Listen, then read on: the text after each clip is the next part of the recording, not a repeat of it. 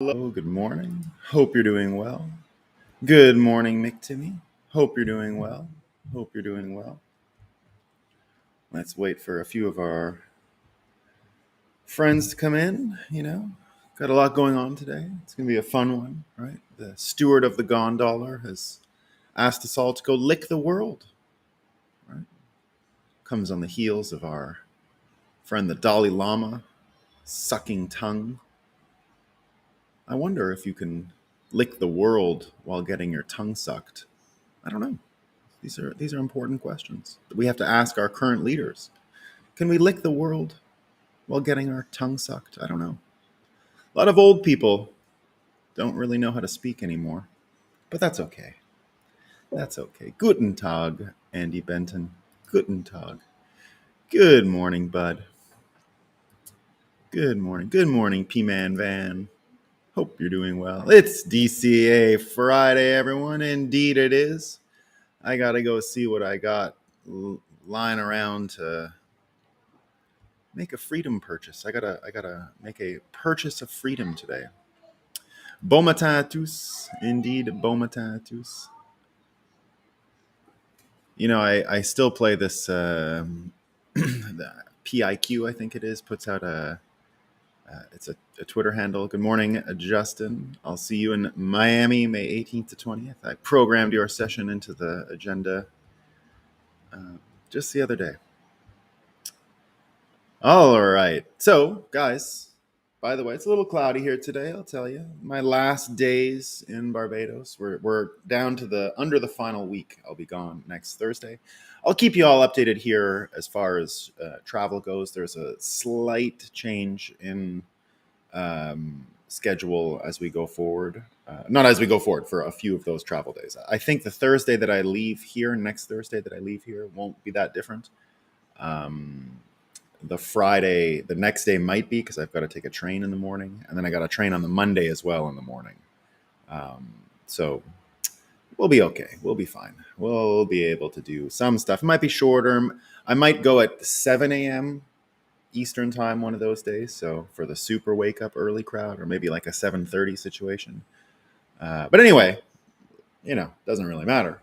The sun is up, as it will be in those days. I'm predicting right now, you've heard it here first, I'm predicting now that in a week, the sun is still going to be coming up. And Bitcoin's running, right? We know that. We know it's running. So all it's left for us to do is have a coffee and talk about what's new. Good morning, Bitcoin graffiti. So, as everyone knows, we like to start every one of these shows with the fakest news we can find, and we call it Moscow time.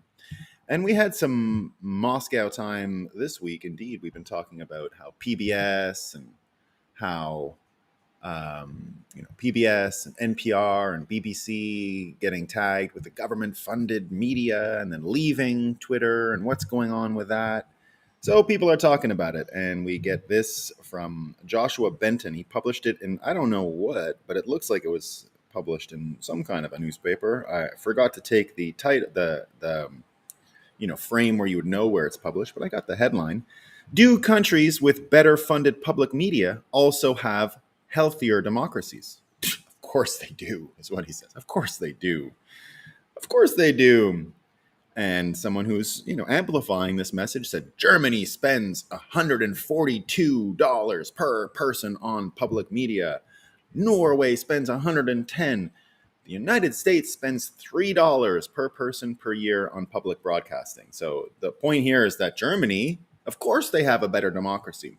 Well, in other news, there's a big party today in Munich and Berlin, two big German cities. And what are they partying? Well, Greenpeace's successful nuclear phase-out. So they're going to have large nuclear phase-out festivals in Munich and Berlin. What a healthy democracy. Things are going great. So healthy. So healthy. And Zion Lights underlines this and says, a global empire with a turnover of hundreds of millions of dollars organizes parties to celebrate successfully lobbying against clean energy. That's a headline you won't read today. If a corporation did this, it would be front page news. How is it different? How is it different that in this case? Well, a little different, right? So Germany, Public media, public news can get you to a place. If you spend $142 per head on your public media, you can get to a place where you're going to get a Greenpeace sponsored festival. A festival. Sounds like fun. More government media, please.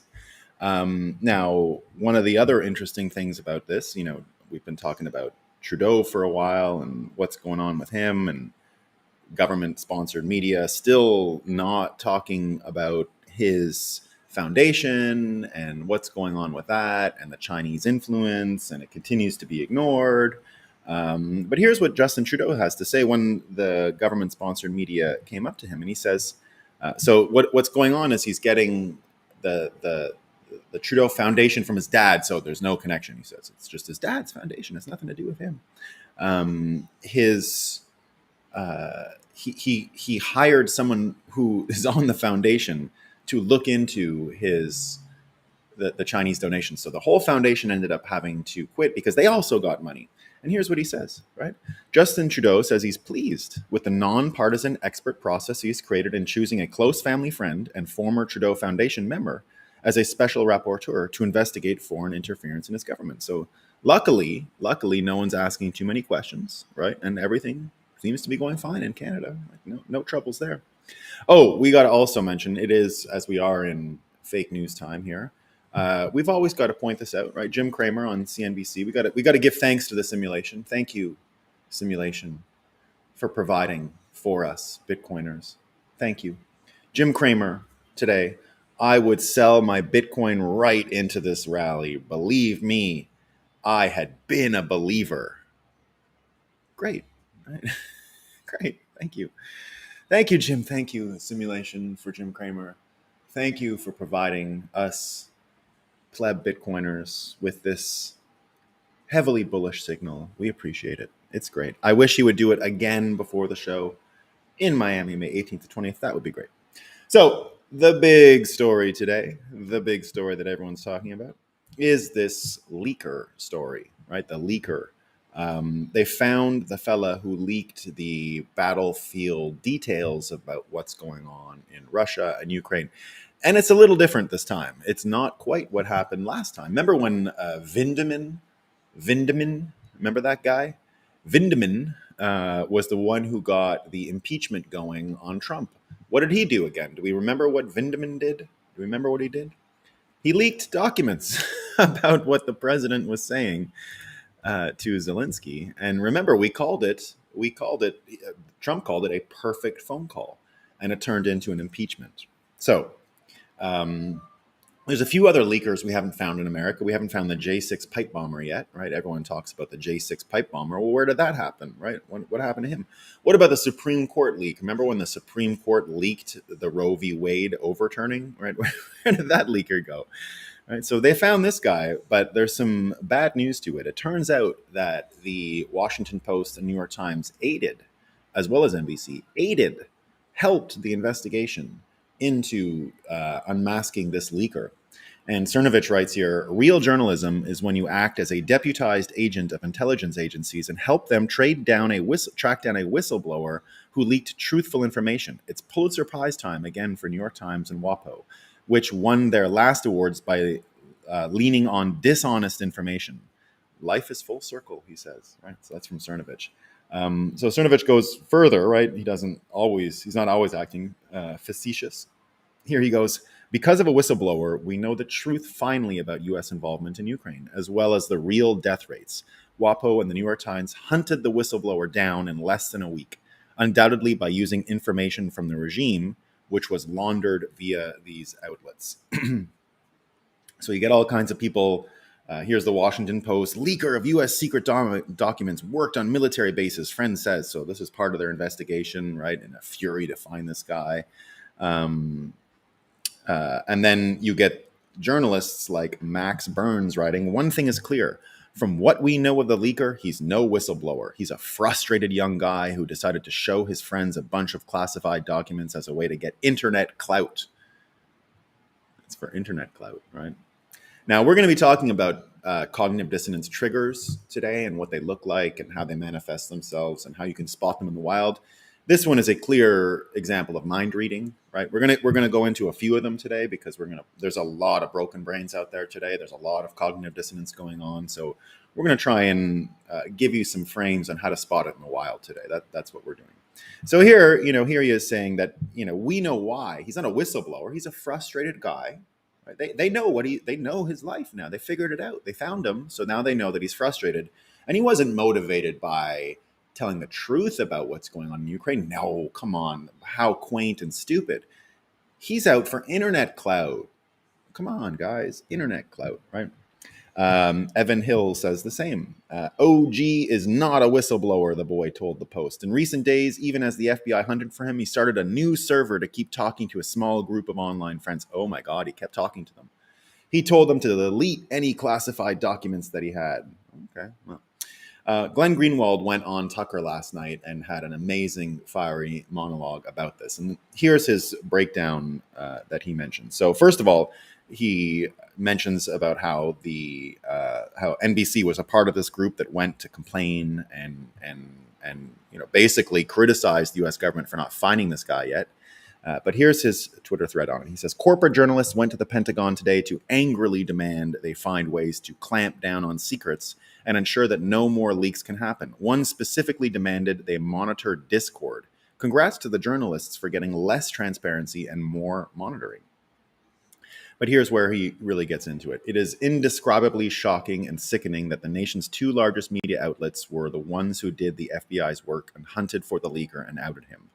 But what they did at the Pentagon was only slightly less gross. Listen to our montage. So this is from his own show, talking about the journalists and the leak and the briefing about it and what they're going to do about future leaks, which is, again, they're going to start monitoring Discord even more.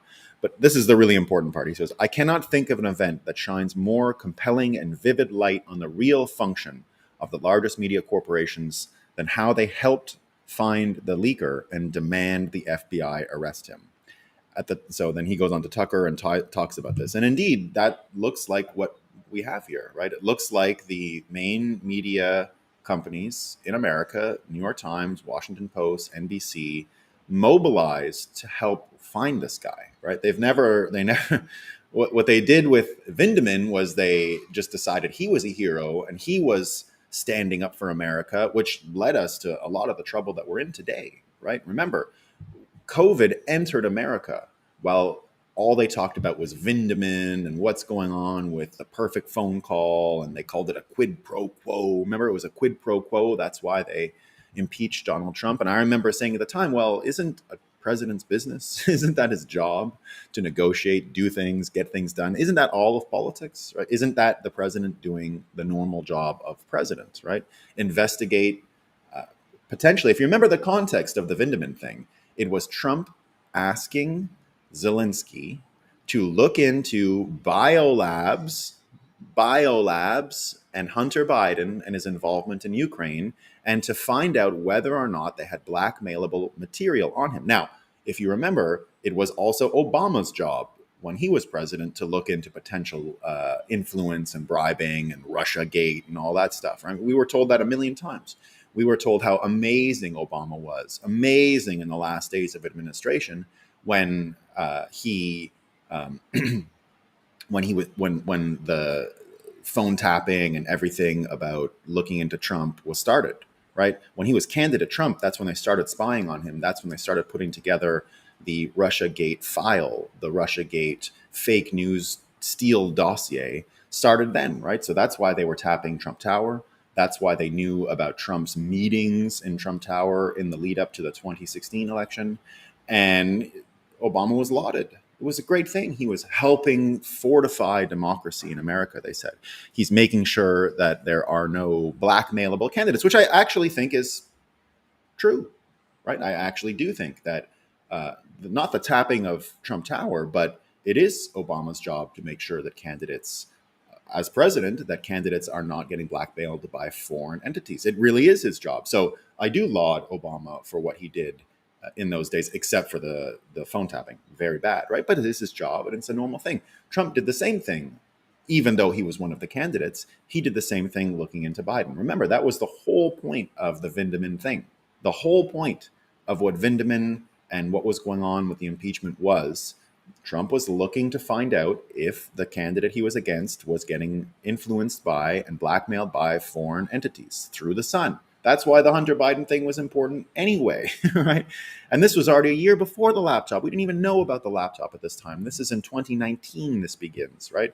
And Trump is asking Zelensky, hey, we got to know what's going on here, right? What happened next? Well, we had a little bit of a pandemic that started in a biolab, coincidentally. And then the entire U.S. election system changed, and you can now vote by mail, everyone. Progress. More fortification of our democracy.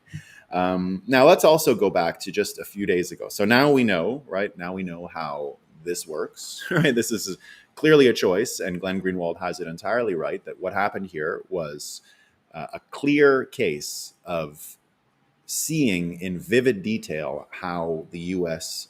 media is oriented. It is not oriented on speaking truth to power. That's not what's going on here, right? That's not that meme is not in effect. You can even see the seeds of this just a few days ago. Here's Reuters from 6 days ago. 6 days ago, right? Russia likely behind U.S. military document leak, U.S. officials say. Who are their sources? Anonymous. Any story from now on that you see, not from now on, it's been this way for a while, but if you see anonymous sources as the point of the story, 100% of the time, 100% of the time, if the unnamed sources come from U.S. intelligence, it's a fake news story without exception. They don't exist anymore. All of them, right? This is another incredible L loss for these anonymous sources, right? Crazy stuff. So now you can see all day long what we saw yesterday, cognitive dissonance just spilling over, all kinds of mind reading, all kinds of hallucinating why this leaker is different, right? Look at the hallucination.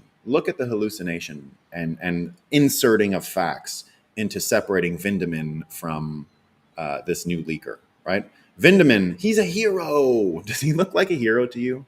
He sits on his computer and listens in on phone calls, right? I don't know. And then this other guy, right? Now they know he's not actually interested in helping America. He's just in it for social media clout, guys. Come on, he just wants to shitpost with his friends. He's not in it to save lives. Don't be stupid. Come on, they know that. They can tell. They figured it out. They can see into the hearts and minds of these people. They can just open up their brains. And then, oh, Vindeman, good guy. This other guy, internet clout. Come on. This is the story they're presenting to us. This is it. This is what they believe we're going to follow, which is hilarious and great, right? So we're going to see what's going on there, but I don't think it looks good for this leaker. I think they're so angry at him that he's in trouble. I think he's going to need some. He's going to need some shaman. QAnon shaman type luck on his side and if you call the QAnon shaman lucky, who's out of jail now, I don't know. He had to get, I don't know how many hours of video that was suppressed in the entire country on his side for perhaps one of the most egregious examples of injustice in recent memory in America, right? Someone who had no reason to be in jail was in jail for a year, it looks like. And, finally out, that's good news. We'll see if this guy gets as much support. I don't know. We'll see. We don't know much about him. I think he could turn out to be a jerk. He could turn out to be just some kid who wanted, we don't know, right? We don't know. But here, what we can tell, the amount of hallucinating, the amount of adding different facts, adding different details that we have no reason to believe those things should be added, like the valor of Vindeman or the superficiality of just wanting internet clout of this other guy.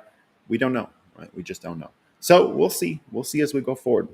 But that's not the best example of broken brains, right? Those are good examples, but the better one that I have now is from Pierre Rochard's mining video. Now we're up at 5 million views of this thing, right? It really took off. And again, the way this joke, and all jokes like this work, right? All pranks, because I saw Niraj, right? Niraj yesterday. Oh, you Bitcoiners, your reputation is going downhill because of this video in DC. The regulators think you're just a bunch of frat boys now. They don't like the joke, right? But so I retweeted to Niraj, hey man, like the the point of these jokes is not to be a jerk. The point of them is, and they only work if a portion of the viewers get the joke, because the joke is actually the people who don't get the joke. There has to be people who don't get it for it to be funny. That's the joke. The joke is that a certain amount of people don't get the joke. That's what made Pierre's thing so hilarious. And I thought, now you can argue about whether he should have gone a little, tipped his hand a little more so people knew it was a joke. And it sounds like that's what Niraj is actually criticizing in the end. That he's criticizing he didn't quite get the right style. He didn't get the right line of what percentage of people get the joke and what percentage of people don't get the joke right. That first of all is what he's saying, I think. But what we know now from all of this is it doesn't matter what amount. That there are people who don't get it continues to be the fuel that is pushing this thing along, right? So it's the broken brains that continue to approach this thing as if it was a dumb idea or stupid or they can't understand it, that each and every time uncover or unveil in themselves that they are these NPCs, right? And this is an NPC test. It's an NPC test. That's what makes it so funny. So this is from Michael Leibreich, who I guess is some kind of journalist or something. Who cares? He's an idiot. But here's what he says. If this were an April Fool spoof, it would be utterly hilarious, but it isn't. It's either the most effing stupid 3-minute video I've ever seen or the most cynical. Either way, let's be clear. Bitcoin mining is catastrophic for the planet, and Riot Platform are dicks. They're dicks, right? So this has led to a lot of comments and people wondering, and Pierre replied to him, and other people did. But Pierre said, is it because I proved that these carbon accounting things are frauds? And he goes, oh dear. The Bitcoin BTC bros got angry because I criticized the guys feeding off their debt. Okay, there's 3 amazing examples of cognitive dissonance in here, and we're going to underline them all because they're amazing, right? Here they are.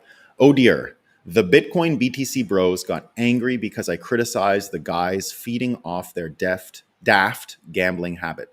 Bunny clubs, online poker, day trading, crypto, each as pointless as the next. I guess we should be happy they aren't on Discord sharing state secrets. Okay, here's what you need to know. The first sentence, right? Oh dear, the BTC bros got angry because I criticized the guys feeding off their daft gambling habit. So first of all, word salad, right?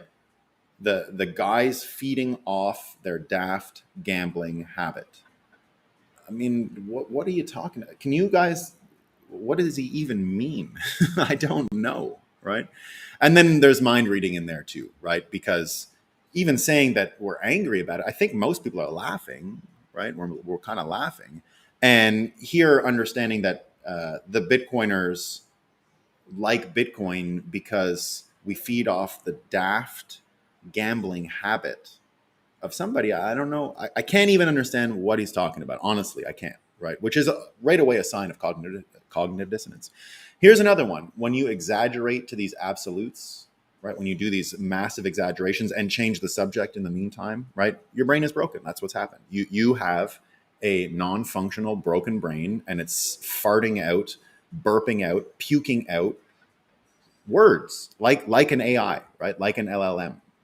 You know, when they just throw stupid words out and they hallucinate stupid shit. That's what cognitive dissonance looked like. I never thought about this before, but in the end, maybe AI does just train us on what cognitive dissonance looks like. Because when you give it prompts that don't make sense, because you didn't prompt it correctly, it will lie and hallucinate an answer because it's just words. It just throws words out like human beings do when their brains are broken. So maybe that's an unintended benefit we're actually going to get from AI, is that we're all going to train ourselves on spotting cognitive dissonance through not being a good prompt engineer. Maybe, I don't know. That's just an idea that I just had right there. Could be. So when he exaggerates to these extremes, right? Bunny clubs, online poker, day trading, and crypto. So he just Bitcoin is it's bunny. I don't even know what a bunny club is. I've never heard of a bunny club in my life.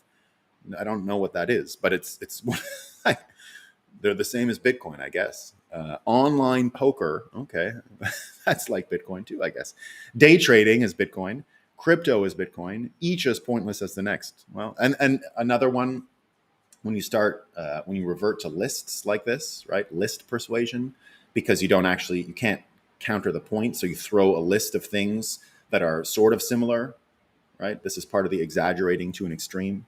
But here's the kicker. This is the best one. This is the one that takes the cake. So what ends up happening when your brain is really broken? So he's got a whole bunch at once here. He's mind reading, he's hallucinating, he's exaggerating, right? In 3 sentences. But it's the last sentence that really it's the chef's kiss. It's perfect, right? In the context of what's going on yesterday with this leaker. He collapses the whole thing into another story that's just happening in the world, right? Because now he's just going to take your rationale for that story and try and inject it into this story, right? And he says that I guess we should be happy they aren't on Discord sharing state secrets. I mean, we got to frame it. It is a brain so perfectly broken. It's a brain of our times, so perfectly broken that it deserves to be framed in some kind of mimetic way going forward, because it's gorgeous, right? It's gorgeous. It's rare you find such perfect examples of a broken brain, but you get it here, right? You really get it here. It's awesome. So lots of people jump in and criticize him, and it turns out that the guy is even dumber than we thought. Preston Pish says, so people start looking into this guy a little bit, like what's he doing, what's going on with him, and he goes, "Homeboy's write up." So this guy is some kind of writer, right? I mean, he went to the '92 Olympics apparently as a mogul skier for the British ski team, the British ski team. These are like the British ski team is like the Jamaican bobsled team. Like, they're not really there to compete. It's not real, right? It's kind of a joke. I have a lot of Olympic ski friends. I grew up in an amazing ski area. The mountain that you guys see in front of my Vermont house is where the U.S. women's ski team trains. So that's just one example. Where I live in Quebec anyway, we don't really produce a lot of NHL hockey players. It's one of the rare parts of Canada. We play outdoor shinny, but it's got so many ski hills that a huge supply of our Olympic skiers from Quebec actually come from where I'm from. And when we grew up, it was all ski, ski, ski, ski. So I happen to know a lot of Olympic skiers. And the Olympics were hosted in Canada in 2010. I went there, had so many fun experiences because I knew much of the Olympic ski team. I just grew up with these guys and know them, right? So let me tell you something right now. There is no such thing as the British ski team. They're not real. It's fake, right? Like, back in those days, you could qualify for the Olympics if every country got a seat.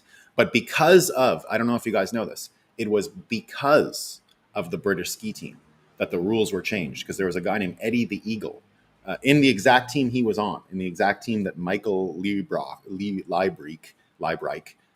was on, changed the rules for the Olympics going forward, because they had a guy who, they made a movie about him, Eddie the Eagle.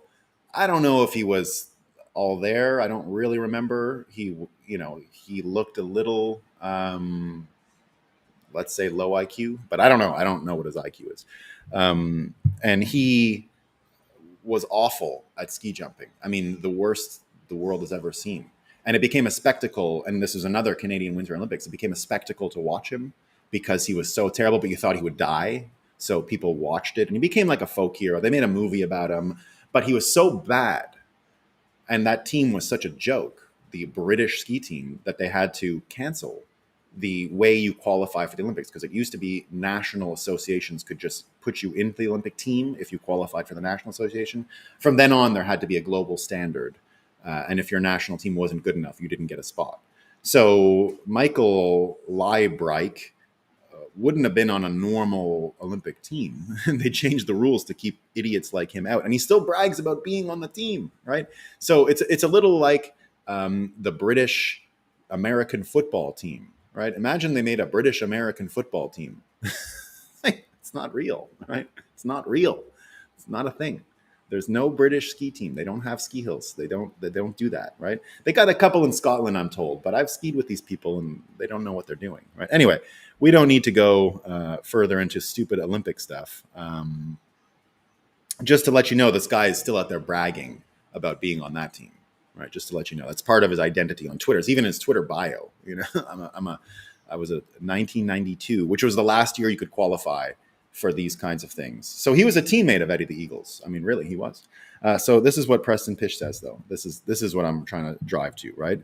Homeboy's write-up is suggesting that ESG reporting be mandatory for companies. He's also suggesting using a distributed ledger technology to track emissions through the value chain to hold parties accountable.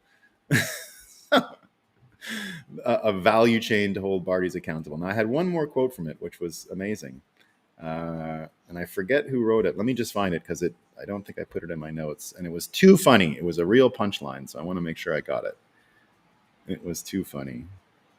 It was from someone super toxic, which we love, right? It was a real toxic Bitcoiner that jumped in and let the guy have it. Well, maybe I didn't take the notes. Yeah, I think I missed it. But anyway, the point was that someone said that these fiat bros can make things so much worse with their bad ideas. They can take a bad idea and make it even worse. Anyway, I ruined the punchline, guys. Sorry about that. Thought I had copied that into my notes, but missed it today. That's okay. So again, those are the, let's go over the tells just one more time so you can spot them in the wild, right? You get the word salad, you get the mind reading, you get the hallucinations, you get the expanding to an absurd absolute. You get the mind reader mode, as I mentioned. And the best one, collapsing into another narrative, right? Just abandon the talk about Bitcoin mining and jump into the other story that they can just draft behind. You can draft behind the current of the story related to the military leak, right? There's a few other flags, right? A few other flags. The bro, when you hear "so," this person, any one of these responses. So what you're saying is, that whole thing. So what you're saying is, anyone who leaks a document should go to jail, right? So what you're saying is, all Bitcoin miners want to pollute the world for their own benefit, right? If you hear them say "bro" or "so," right? If it starts like that, broken brain. Just ignore it. You don't have to keep reading. You don't have to keep reading. Oh yeah, there was one more good one in there. This is how we're gonna win, guys. This is how we're gonna win. So let me actually bring it up because I retweeted it because it was too funny, and I got to just say these jokes because I was sitting outside last night and I was just cracking up at this exchange. I mean, just laughing and laughing and laughing because it was too funny. So let me get it here. So let me get it.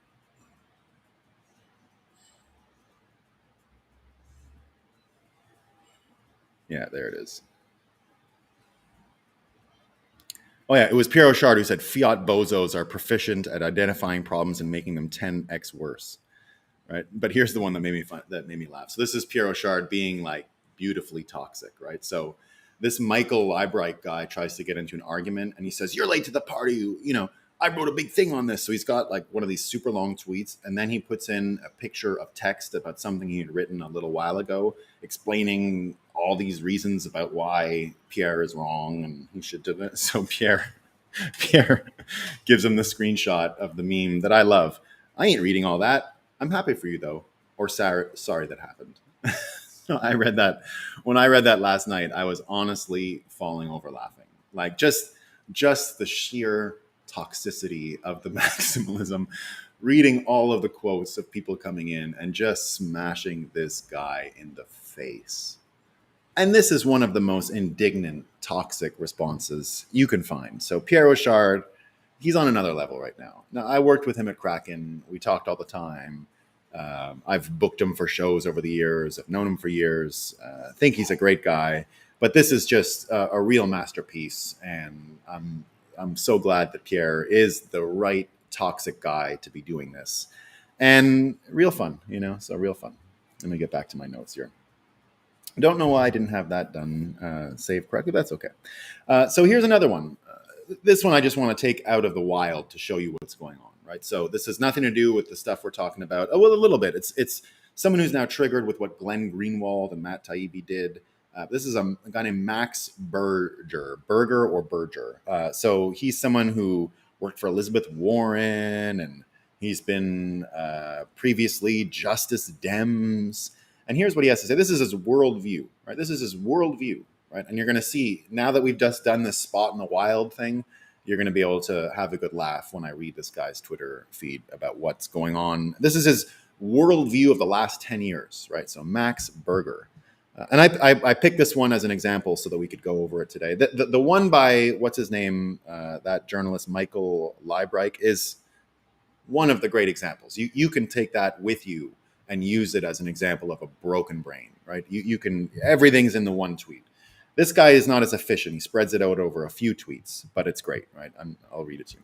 Max Berger, I don't know. If you told me 10 years ago what would become of Glenn Greenwald, Matt Taibbi, Dave Chappelle, Louis C.K., and Kanye West, I would not have begun to believe you.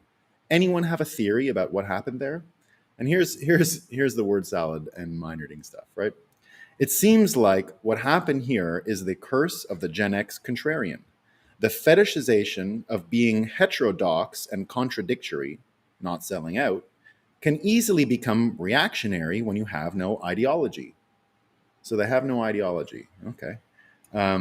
Anyway, it's kind of sad, right? So this is like the or the bro, right? Anyway, it's kind of sad, right? When you get the fake pity.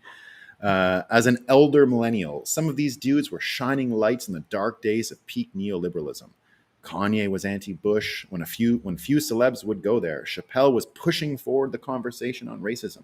Louis C.K. seemed like a decent guy. I was never a big fan of Elon or Bill Maher, but for some, they probably fall into this category too.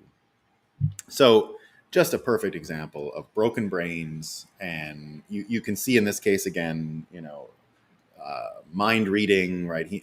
They know that mind reading and word salad combined, right? And then the extreme exaggeration, right? So all in one here, and a few tweets, not quite as efficient in giving you a lesson. That's why I think the other one is better. But I just wanted to reiterate how once you start training your eye to see these things, you'll see them everywhere. It's just nonstop, right? Broken brains will mind read, they'll hallucinate, they'll add details, add facts, switch the subject to something else, exaggerate it to an extreme, try and take an analogous argument and graft it on top so that maybe you won't notice and the other arguments will apply, right? These are the things they use. And in the end, right, we're left with the situation we're in today. We got broken brains all around us. The fella from the BBC is just another example. The one who got knocked out by Elon Musk is another example of a brain being broken in real time, right? That's why this is so important, because you can see the cognitive dissonance happen on camera, live, right? You can see the audio. Now, people are saying the BBC's literal bubble, this is from the Telegraph, the BBC's liberal bubble has finally burst, right? The Telegraph writes, in one stroke, no nonsense Elon Musk exposed the left-wing prejudices at the heart of Auntie's reporting. And here's a quote from it, and Hans Monke pulled it out. And it's great. That's why I want to share it. Young Clayton thought it was sufficient to turn up with a bunch of lazy leftist assumptions, which probably quite accurately represent the groupthink in the BBC newsroom. Elon Musk had other ideas, indeed. That's what led to this broken brain situation that we witnessed, right? That we all saw. So that's what's going on with broken brains. That's how you spot cognitive dissonance, and that's how you can use it to your advantage. So let's turn our attention to one other thing. I'll be doing a little bit of a shorter gathering this morning just because I've got a very busy day. We got a lot of Bitcoin 2023 things to check off my list for the day, so got to get to it. But I want to mention a note that Robert Kennedy Jr. shared. So but I need a coffee to do it because it's amazing. So, we've been following Bobby Kennedy Jr. a lot here. We're total fans. And I've never seen, and look, I'm not one of these Bill Gates is the devil people. And I just, he's a profiteering kind of a loser with a, bad body fat index. We don't fat shame here, but he's someone who should be able to get it under control, I would say. He doesn't have, in my opinion, he doesn't have the same excuses as other people walking around with that soft body of his.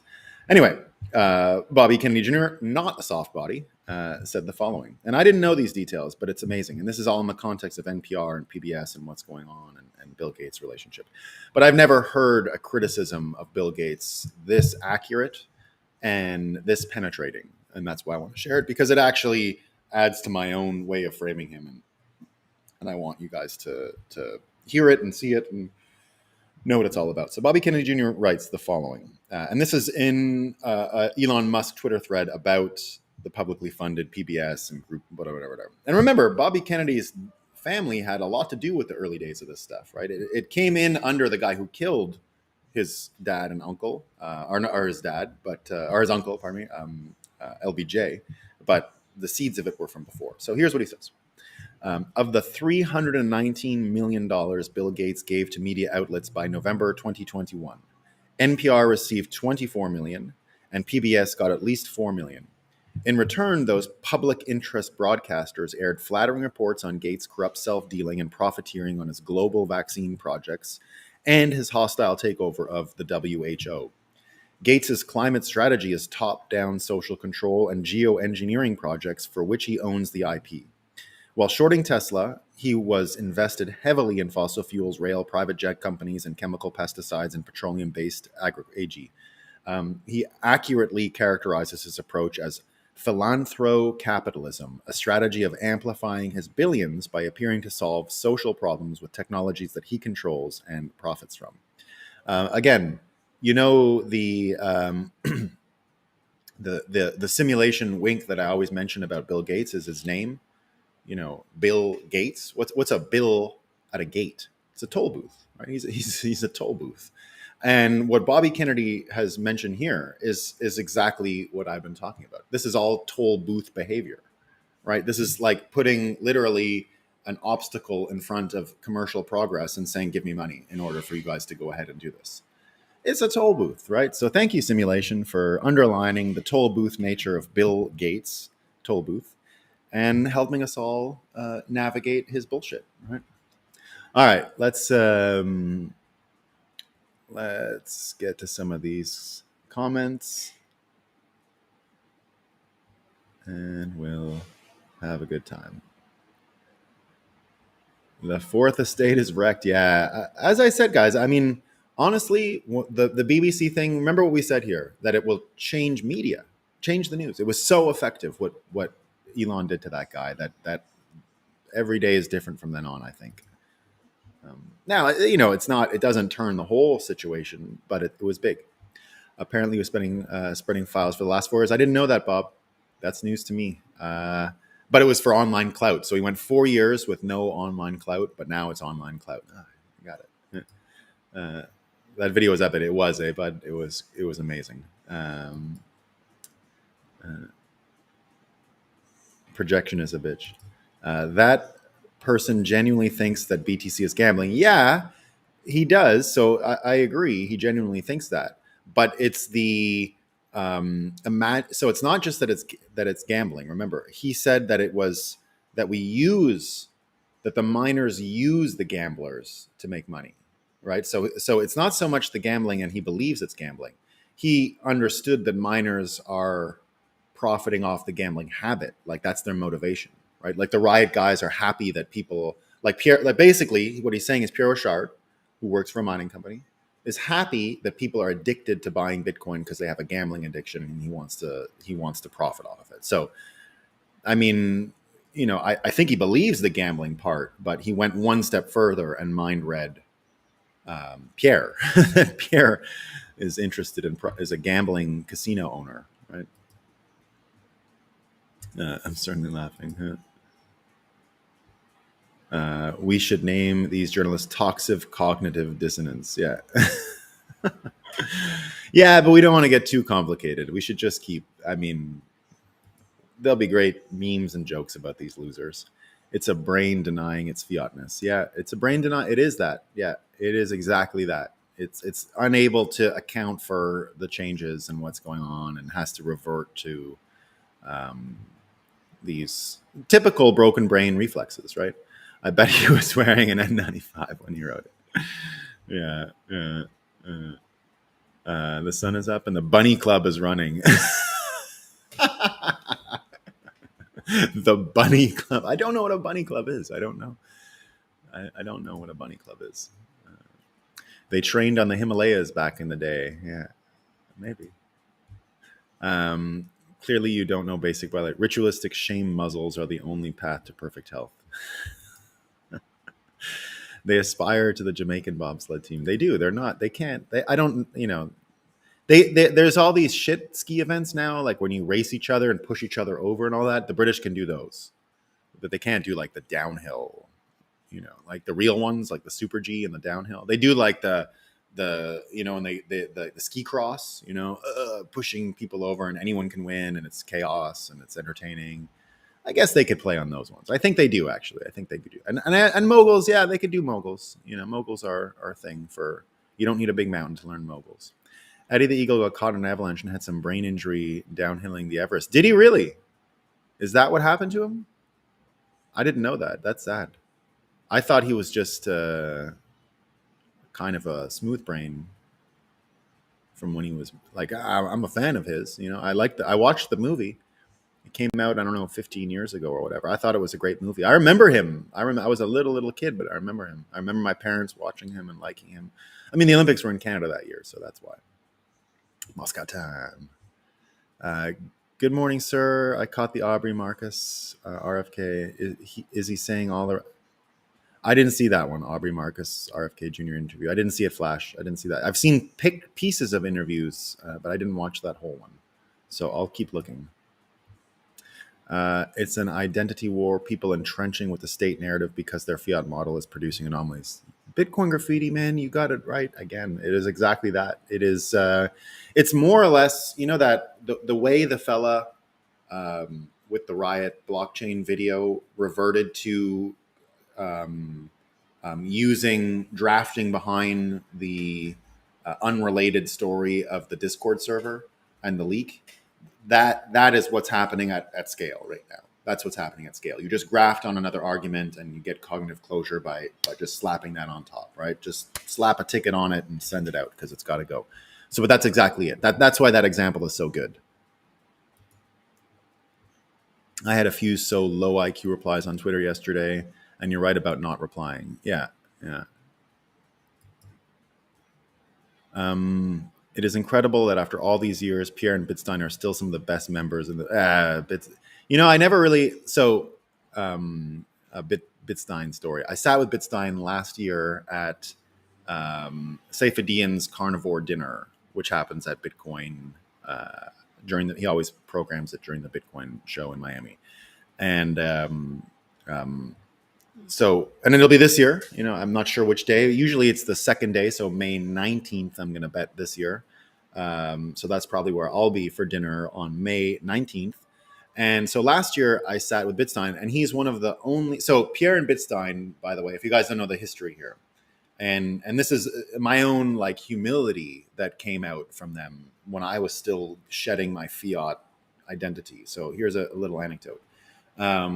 So they started the Nakamoto Institute while they were students in Texas, right? They were students. So a few years younger than me, because I was just out of law school and in my first job when this happened. And so when I came to Bitcoin, right, I had all these ideas that I thought were brand new, right? And I had a whole ego kick. Oh, I'm like everyone, I'm going to figure this stuff out for Bitcoin, and I've got brand new ideas. And, this is 10 years ago. This is 2013. But I remember the minute I thought I had an idea, I found out that Bitstein and Pierre had them way before me. And so you're sitting there saying, like, how the fuck do these people like, how did this happen? How are there so many people you never heard of that are so smart that have no education? They're still students. And how do they have it so figured out? So Bitstein was one of the last people I'd never met all those years in Bitcoin. I hadn't met him until last year at the dinner. And so it was like the first time I met, it had been, I don't, there's no like, you could think of it in terms of like meeting a celebrity, I guess, right? Because that taught me great humility to know that every idea that I had already been had before me, right? And Bitcoin had only been around for 4 years, so just already seeing the amount of intelligent predictions, and these guys saw where we are today before Bitcoin hit $10, right? Like, that's crazy, right? Like, I only learned about it when it was at $10. They already had the ideas by then, right? They were already setting the stuff up, writing about it, talking about it, mining, doing all these things. So to me, it was years ago already an incredible example. Like, you're looking for your place in the industry and you think it's going to be like this. And then you go, well, that's already all done, right? I got to go elsewhere. Like, I got to come up with other ideas. So a great lesson in humility, and a big part of my own trajectory in the industry, big influence on me, those two, big influence. And so I just by chance, I didn't even know what he looked like. I just sat down in front of him at the table and he said who he was. And I went, oh, fuck, amazing. Like crazy. So we just chatted all night and had a great time. And he's an amazing guy, just terrific in person and a lot of fun. So Bitstein, if you didn't know, one of the original thinkers in the whole space, and one of the people who actually did for real get there first, right? He, like, unlike most of us, didn't have someone who came before to think about a lot of this stuff. So it's quite incredible. When hyper-Bitcoinization will have hooked the broken brains into fiat counterfeit simulations because they can't handle meat space anymore. Yeah. That's why, guys, I continue, like, I don't get angry every time I hear about UBI and CBDCs. I used to, in the sense that before 2020, I thought we could save everyone. I really did. Maybe naively, I thought we would just save everybody. Unfortunately, the events of the last 2 years make me think that there's a limit to how many in this iteration we can save. So indeed, I agree with your prediction, Bitcoin graffiti. The broken brains are going to need a simulation apart to keep them walking around, unfortunately. So get ready for CBDCs and UBI. I mean, the reason I tied them together is the cost of UBI will be signing up for the CBDC. A lot, if not all, those that are against BTC usually just read a script and don't really understand it. They just regurgitate. Yeah, absolutely. They're programmed. Yeah, I love it. Bad, but Byron, I can indeed. I think it's on Brian. Sorry, Brian Bothan.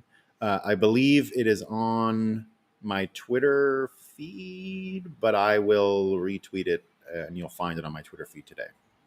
All right, team. That's all I got for today. I hope you have a great day. I will see you all tomorrow. It should be another great one. I got a little party to go to tomorrow. It's going to be fun. So tomorrow will be a short one too. It's a kids party, Oh, we got a couple others here. Just read these ones.